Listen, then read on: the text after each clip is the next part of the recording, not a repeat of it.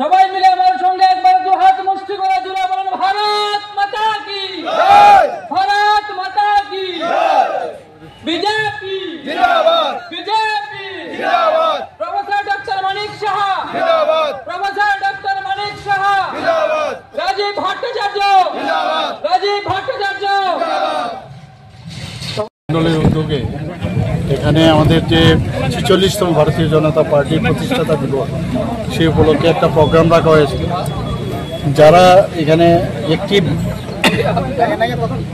যারা মেম্বার তাদেরকে নিয়ে সম্মেলন, তো এখানে তো যা সম্মেলনে যা হয় আমরা কথা বলেছি, সমস্ত অ্যাক্টিভ মেম্বার এবং অন্যান্য যারা ছিল তাদের সাথে কথা হয়েছে।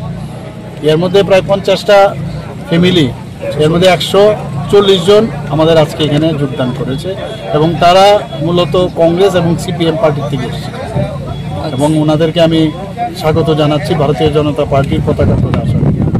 আমি আপনাদের মাধ্যমে অন্যান্য যারা জনজাতি ভাই বোনেরা আছেন, যে মোদিজি যেভাবে জনজাতিদের জন্য চিন্তা করেন, আমাদের সরকারও যেভাবে জনজাতিদের জন্য চিন্তা করেন, এগুলো জেনে আপনারা যদি ভারতীয় জনতা পার্টিতে এসে যোগদান করেন আগামী দিনে, তাহলে এই রাজ্যকে শক্তিশালী করতে পারবো, দেশকে শক্তিশালী করতে পারবো।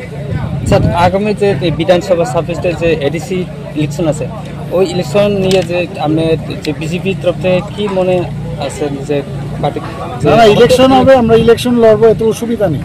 আমরা তো এখন ভারতীয় জনতা পার্টি শুধু একাতই সরকার না, এখন আমাদের সাথে আইপিএফটি আছে, মোথা আছে। আমরা সব পার্টির সাথে কথা বলে কিভাবে আমরা রণকৌশল নেব সেটা আমরা সবাই কথা বলে তখন জানাবো আপনাকে।